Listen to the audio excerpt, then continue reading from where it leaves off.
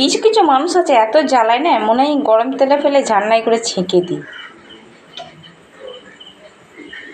তো যাই হোক, ওদেরকে আর ছাঁকতে যাবো না। তো দেখো আমি তেলটা দিয়ে দিয়েছি, ননস্টিকের কড়াইটা নিলাম, তার কারণে একটু বড় ভাজতে গেলে একটু পুড়ে যায় বেশি। তো মাজার জন্য আর কাজটা আসানের জন্য এটা করতে হয় আমাকে। আর এই দেখো এদিকে মাখা চোখা হয়ে গেছে, তো চলো ভেজে নিই, তোমাদেরকে দেখাবো। এত কষ্ট আর এত পরিশ্রম করে কিন্তু ভিডিওটা বানাচ্ছি, তারপরেও লোকজনে দেখতে চায় না,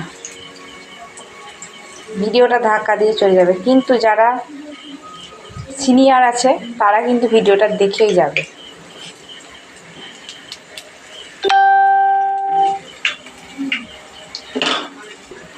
বড়াগুলো কিন্তু এত নরম হয়েছে দেখেই বোঝা যাচ্ছে, তার কারণ সব নিজে নিজেই কিন্তু ভেসে উঠছে। দেখো এতটা নরম আর তুলতুলে হবে, মনে হচ্ছে খুব ফ্রেশ করে মাখানো হয়েছে। তো ওভাবেই সবাই মাখাবে, দেখবে দারুণ সুন্দর বড়া হবে।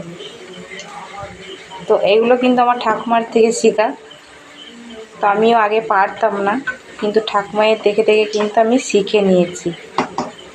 তো যাই হোক, আমার ঠাকুমা এখন আর বেঁচে নেই, কিন্তু ঠাকুমা যতদিন ছিল ততদিন আমাকে এগুলো করতে হয়নি, তার কারণ ঠাকুমাই আমাকে করে খাইয়েছে।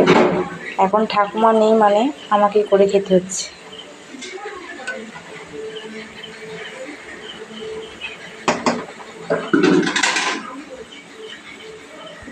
দেখো সবগুলো কিন্তু টেরা দেখা হয়েছিল, তো এখন এত সুন্দর করে গোল গোল গোল গোল হয়ে গেল, দেখতে ভালো লাগছে। তো দেখো রাত্রিবেলায় ভাজছি বলে ভালোভাবে দেখাতে পারছি না।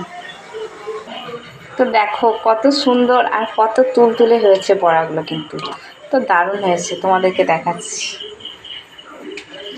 তো সত্যি খুব ভালো হয়েছে, প্রচণ্ড গরম।